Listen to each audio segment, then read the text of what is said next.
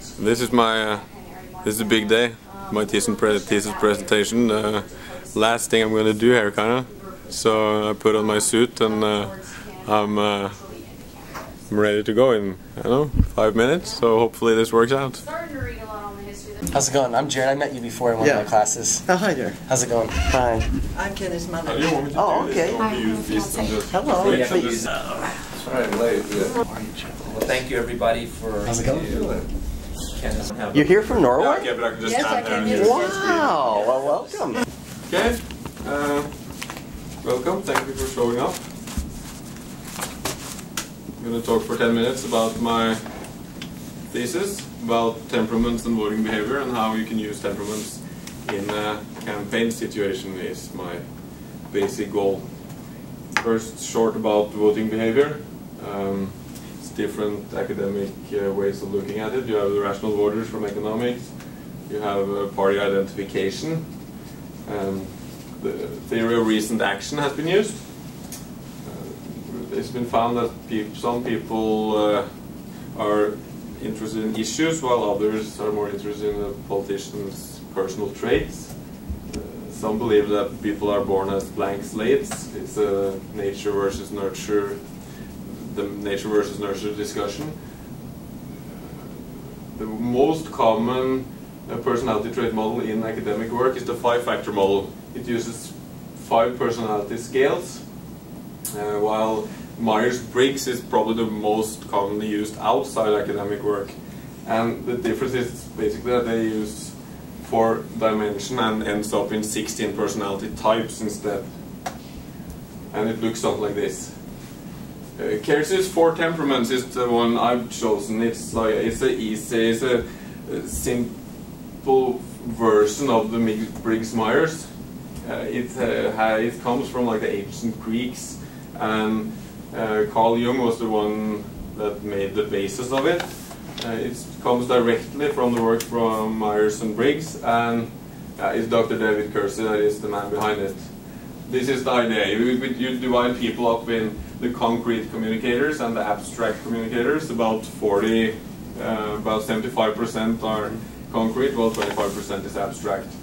The other side, it's cooperative or utilitarian tool users. If you do things as others expect you to, or if you do things as you think it works best. Altogether you end up with these 4 types. Guardians are dependable, hardworking. Artisans, bold and unconventional. Idealists, kind-hearted, authentic. The rationals are strong-willed and ingenious. These are also the traits I used in my research. Quick about Norwegian politics. It's monarchy, multi-party system.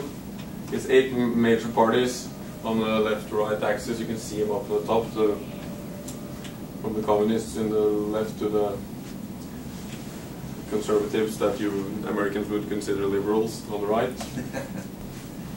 Keiser's 4 temperaments is the one I've chosen. It's a simple version of the Briggs-Myers. It comes from like the ancient Greeks, and Carl Jung was the one that made the basis of it.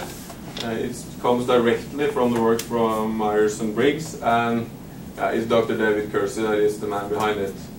This is the idea. You divide people up in the concrete communicators and the abstract communicators. About 75% are concrete, while 25% is abstract.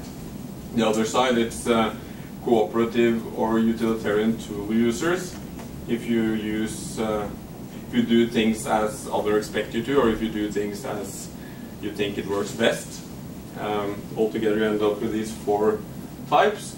Guardians are dependable, hardworking. Artisans, bold and unconventional. Idealists, kind-hearted, authentic. The rationals are strong-willed and ingenious.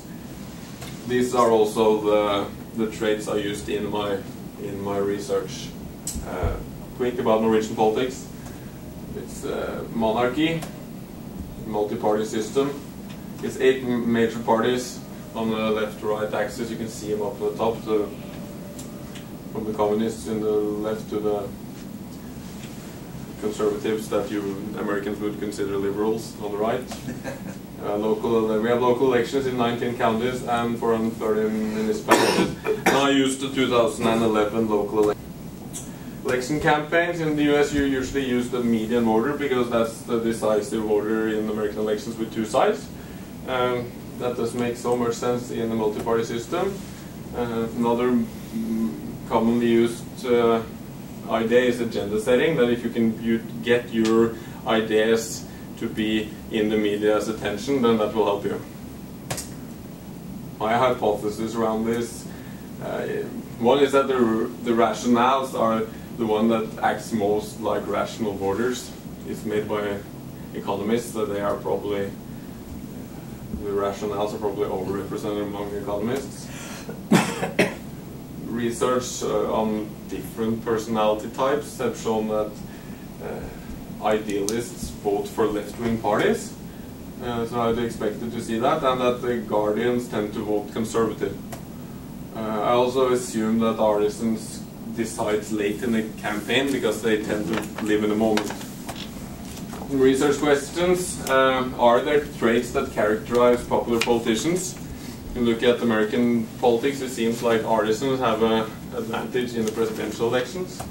And do people like politicians that looks like themselves? That's another possibility.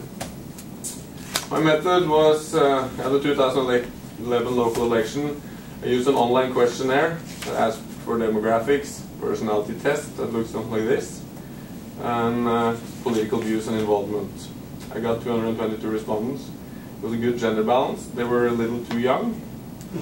And the population and the sample on personality traits looks something like this.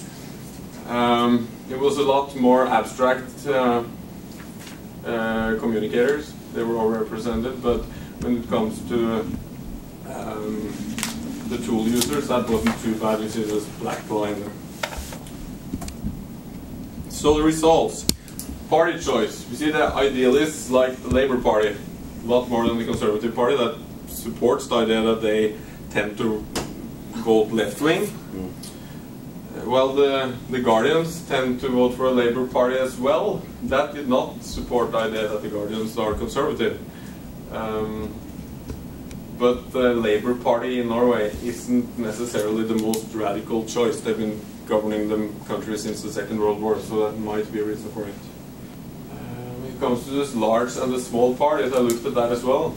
Yeah, the reason why I didn't pick the other parties is that it wasn't enough people. The artisans, the ideals, and the Guardians tend to like those, but the rationals stood out as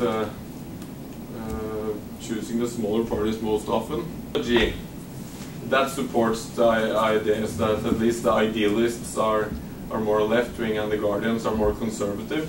The artisans also stood out as the most liberal. It doesn't, when you ask Norwegians about liberal, it doesn't necessarily mean left-wing.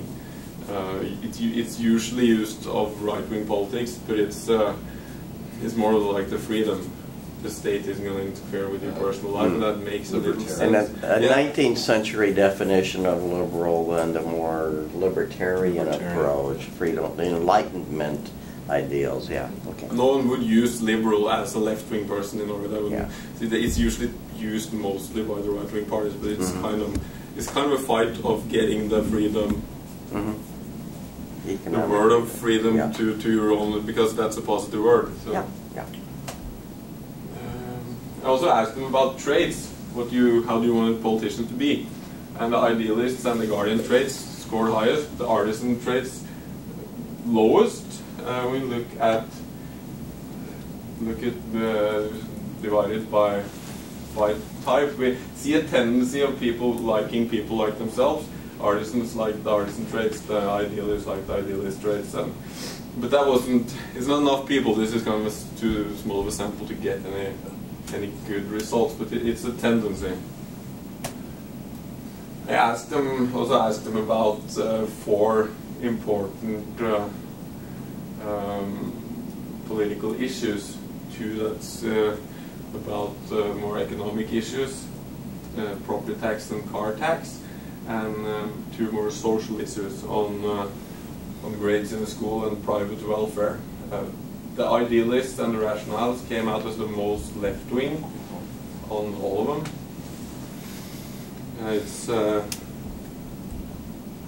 It supports that the idealists are left-wing and the guardians are more conservative.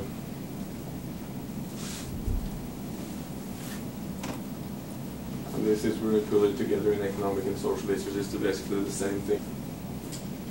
Look at the time of decision. The artisans, one thing is that artisans never vote for the same party. That's interesting enough if you're going to do an election campaign. And the ones that usually decide during the campaign is the idealists and the rationals, but that's only 25% of the population, so you have to figure out if it's important or not when you do your campaign. So, to conclude everything, ideology and size matters when if you're a party and you're trying to pick out your potential voters. Artisans seem to win elections when they're as politicians, at least in America, and most people like concrete communication, so that might be a reason why that's, if you speak in concrete terms, so that helps you. If you can ask for ideology on more Likert scales, then in absolute terms could have made better results.